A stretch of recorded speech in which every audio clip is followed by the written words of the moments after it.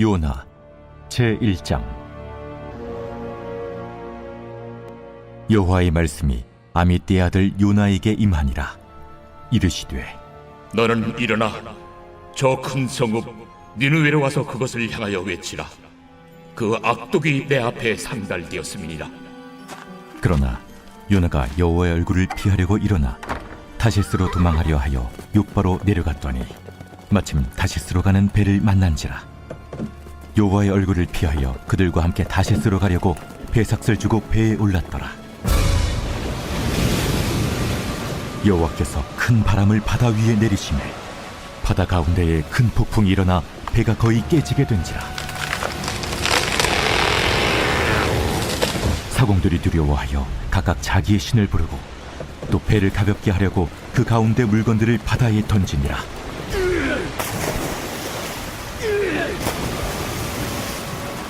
그러나 요나는 배 밑층에 내려가서 누워 깊이 잠이 든지라. 선장이 그에게 가서 이르되 자는 자여 어찌함이냐? 일어나서 내 하나님께 구하라.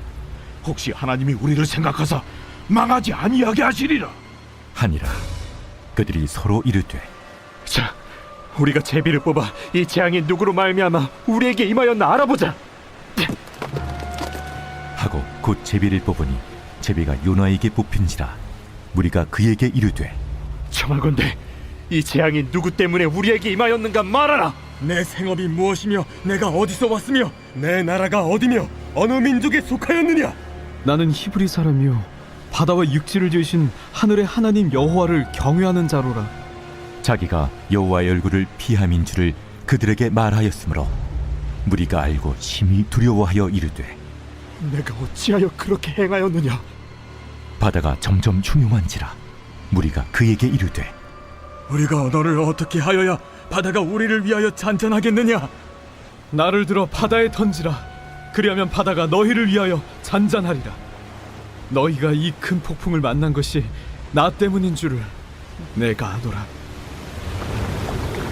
그러나 그 사람들이 힘써 노를 저어 배를 육지로 돌리고자 하다가 바다가 그들을 향하여 점점 더 흉흉함으로 능히 못한지라. 무리가 여호와께 부르짖어 이르되 여호와여, 구하고 구하오니 이 사람의 생명 때문에 우리를 멸망시키지 마옵소서. 무지한 피를 우리에게 돌리지 마옵소서. 주 여호와께서는 주의 뜻대로 행하심이니이다. 요나를 들어 바다에 던지매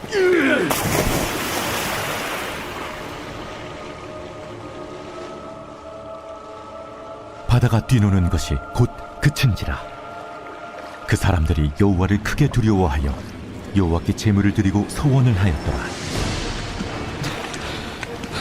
여호와께서 이미 큰 물고기를 예비하사 요나를 삼키게 하셨습니다.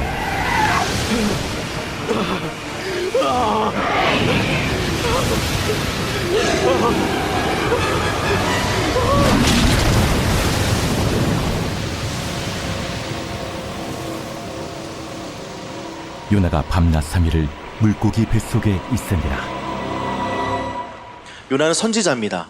선지자는 하나님의 말씀을 전하는 사람이고요. 하나님의 말씀이 임하면 그것을 누구에게든 어떤 나라에게든 어떤 지위를 막론하고 그 사람에게 전합니다.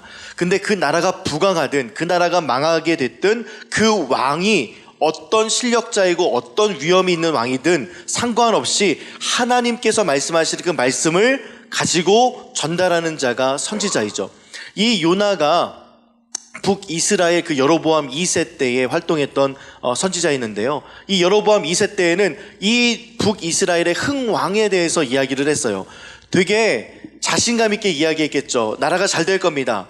경제가 성장하고요. 그 다음에 물가는 낮아지고 이제 우리는 조만간 더 강대한 나라가 될 겁니다. 광개토 대왕이 이런 모습이지 않았을까 싶을 정도로 이 여로보암 2세, 그런데 이 2세 왕은 하나님을 섬기지 않았던 왕이에요. 왜냐하면 잘 되니까요. 잘 되고 강성하니까 내 힘, 내가 가지고 있는 권력, 내 있는 모습, 내가 통치 잘했으니까, 내가 사람들 잘 썼으니까 내가라는 것들이 참 강했던 왕입니다. 그래서 하나님께서는 이 여로보암 2세 때에 아수르라는 나라를, 아수르가 되게 골치가 많이 있었던 나라였어요. 부강했다가 당분간 성장하지 못하고 쇠퇴했던 나라를 갑자기 부강하게 만들어 주셨어요. 그리고선 이스라엘을 때리는 회초리로 사용하기 시작하시는데 이 회초리가 얼마나 세고 강력한지요. 이스라엘의 모든 땅을 점령하기 시작합니다. 그래서 오늘 이 요나서의 이 지도가 바로 요 부분인데요. 이 예루살렘으로부터 시작해서 아시아 전체적인 그 정복을 해왔던 나라가 아수르, 우리 역사에서는 아시리아라고 하는 왕이죠. 나라죠. 그 아수르의 수도가 여기 있는 니느웨입니다. 이 니느웨에 가서 하나님의 말씀을 전하라 라고 이야기를 해요. 이 요나의 아버지는 아미떼라는 사람인데 이 아미떼라는 말은 진리라는 말이에요. 진리의 아들인 요나의 이름의 뜻은 무엇인 줄 아세요? 비둘기예요. 그러면 이 아버지와 아들의 말을 연결시키면 진리의 아들은 비둘기, 평화를 가져온다. 진리를 선포하면 평화가 온다예요. 그러면 이 요나가 하나님의 말씀이 임해서 저 큰 성읍 니느웨로 가라 라고 이야기했으면 하나님께서 이 말을 전달하라고 했으면 반드시 하나님께서는 계획이 있으셔. 하나님의 말씀이 임했을 때에는 우리 이스라엘이 망하거나 아니면 내가 굶주려 죽거나 아니면 흉년이 들거나 이와 같은 모든 행위들은 하나님께서 살리심의 행동이었어요. 그래서 하나님의 살리심의 행동들을 이 선지자가 전했을 때 이것을 따르면 죽었던 자도 살아나고 흉흉했던 나라들도 다시금 살아나는, 그러면 니느웨, 이 아수르, 이스라엘 자기 유대 백성들을 힘들게 만들었던 이 나라가 하나님의 말씀이 선포되어졌을 때 망하는 것이 아니라 이 하나님의 말씀 때문에 살아날 것을 기대하는 것, 평화가 될 것을 이 요나는 알게 되었던 거죠. 그래서 요나는 진리의 아들이고 진리의 말씀을 갖고 있지만 이 진리를 선포하지 않으려고 어디로 내려가느냐? 저 끝 다시스로 갑니다. 다시스는 스페인인데요. 사도 바울이 내가 로마도 보아야 하리라 라고 하면서 로마 이후에 그가 가려고 했던 곳이 어디냐? 저 스페인 땅이었습니다. 스페인이 왜 중요하냐면 예수님 시대 때에 스페인은 땅 끝으로 알고 있었어요. 이 사람들의 시각 속에 스페인은 땅끝이야. 거기까지 내가 복음을 전해야 돼. 바울도 그곳을 가려고 했어요. 그러면 이 바울 시대보다도 800년 전 이 요나 시대 때에는요, 이 다시스 가는 것도 어려웠을 뿐 아니라 이 사람들의 사고 속에 다시스로 가면 땅끝이야. 요나 또한 이 땅끝으로 가서 하나님의 낯을 피하려고 갔던 거예요. 하나님께서는 이 땅끝에는 없겠지. 하나님의 말씀이 지금 나에게 임하지만 내가 하나님의 말씀을 순종하지 않아서 저 다시스로 가게 되면 나는 하나님의 말씀과 좀 멀어져서 다시 하나님께서 이 다시스로부터 이 니느웨까지 나를 인도하진 않을 거야.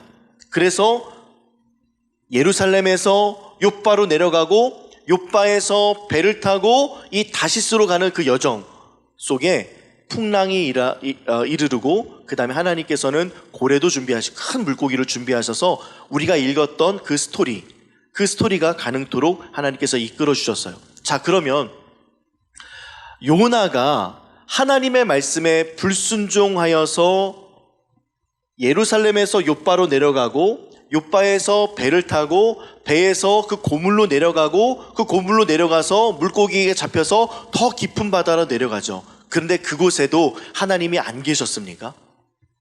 그곳마저도 하나님께서 계셨어요. 그러면 너무 중요한 것은 왜 하나님은 왜 요나일까라는 거예요. 왜 하나님은 다른 사람 쓸 수도 있는데 왜 요나를 쓰시고자 했을까? 왜 하나님은 다른 많은 사람들, 순종의 사람들이 있었을 텐데 왜 저렇게 우리와 같은 요게 나입니다 라는 우리와 같은 사람을 쓰셨을까? 바로 우리를 통하여서 하나님께서 일하심을 보여주기 위해 요나를 사용하신 줄 믿습니다. 우리도 불순종하고요, 우리도 하나님의 뜻을 알아요. 하나님을 섬기면 복을 받는 거 알아요. 그런데 묘하게 어떻게 우리는 그 종교심이 발동하냐면 하나님께 복받기 위해서 우리는 섬겨요. 하나님께 복받기 위해서 봉사하고요, 하나님께 복받기 위해서 예배를 참여합니다. 하나님께 복을 받기 위해서 우리는 충성하고 헌신하고 찬양하고 노래하고 하나님의 일들을 해요. 그러면서 복 주시겠지, 복 받겠지. 박광리 목사님이라는 분이 뭐라고 이야기를 했냐면 예전에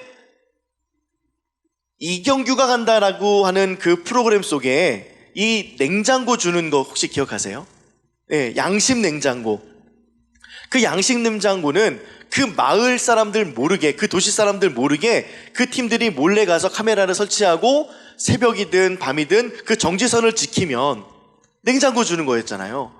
그 프로그램이 있었는데 그 정지선을 다도 지키지 않으니까 우리나라 사람들이 그걸 한번 바꿔보자고 기획했던 프로그램이었어요. 근데 그 마을에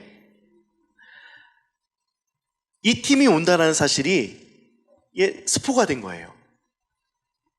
그러니까 이 소식을 알고 냉장고 받기 원하시는 사람들 몇 사람이 차를 끌고 와서 정지선에 딱 지키는 거예요. 두세 사람이. 근데 냉장고를 안 줘요. 한 바퀴를 돌아요. 또다시 딱 서는 거예요. 눈에 빤하잖아요. 이게 우리의 기도의 모습과 동일하다. 그렇게 이야기하시더라고요. 우리는 딱 정지선 지키면, 순종하면 하나님께서 냉장고 주실 거야. 이 순종하면 하나님께서 나에게 은혜를 베푸실 거야. 순종하면 나에게 건강을 주실 거야. 순종하면 내가 원하는 기도를 하나님께서 응답해 주실 거야 라고 생각하면서 그 하나님을 언제나 생각하면서 정지선 딱 지키고 하늘 보고 또 한 바퀴 돌아서 그곳에 있으면서 하늘 보고 뭐 안 주시나? 이런 모습으로 일관하고 있는 우리들의 모습. 이 모습을 통해서 성경에서는 이렇게 이야기하고 있습니다. 로마서 8장 26절 같이 읽겠습니다. 시작.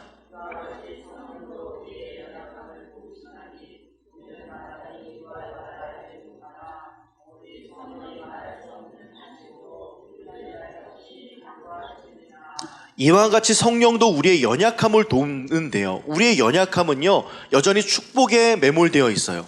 하나님께서 내 기도를 응답하셔야 된다는 것에 매몰되어 있습니다. 그런데 우리는 마땅히 기도할 바를 알지 못한다라고 이야기를 해요. 우리가 구하는 것들이 대부분 나를 위한 것이고요. 여로보암 2세처럼 부강하고 잘 돼서 내 나라가 평탄하고 내 땅이 더 넓어지고 내 재물이 더 많아지고 나는 더 많은 권력을 소유하고 내가 이야기할 때 사람들은 내 말에 경청해야 되는 그런 모습으로 우리가 일관한 모습들. 그래서 우리의 기도조차도 마땅히 기도할 바를 알지 못해요.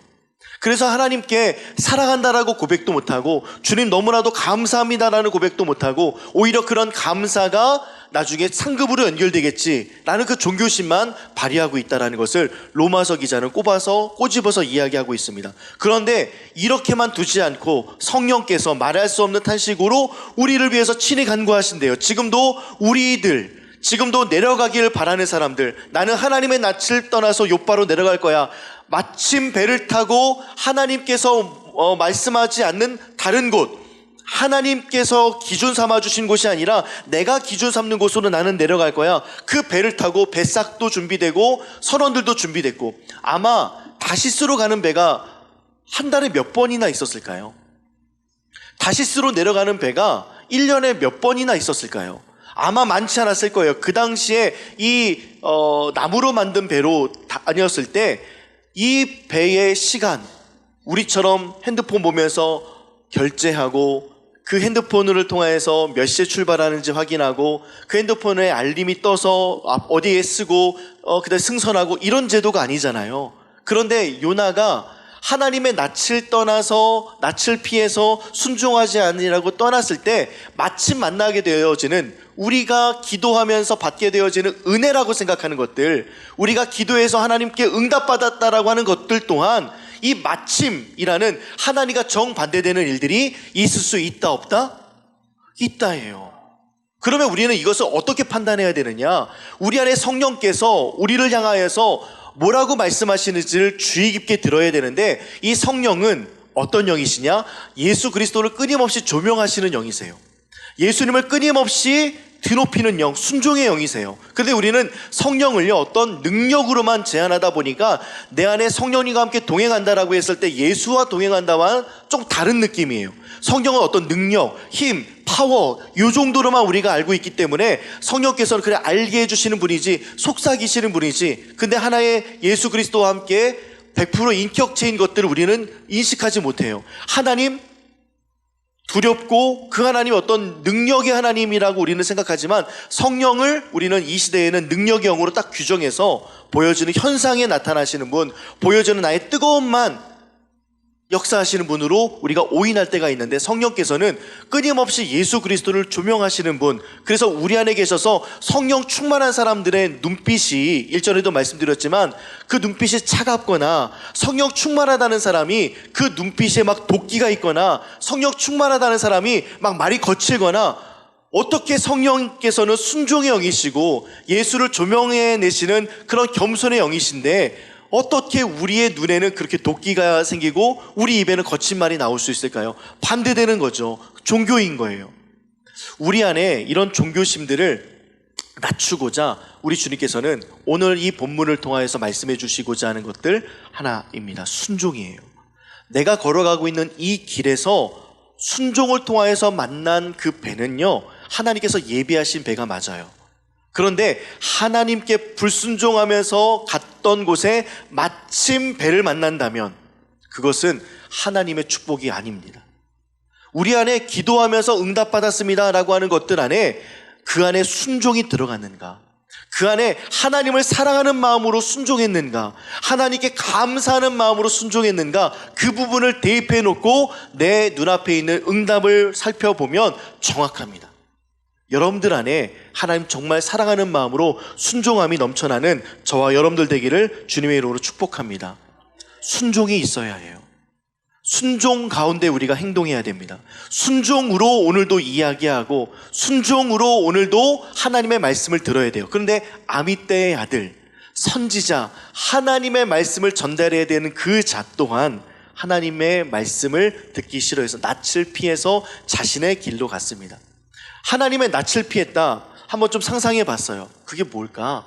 하나님의 눈을 피한 거잖아요. 하나님의 얼굴을 피한 거잖아요. 그러면 요즘 말로 이야기하면 무시한 거죠.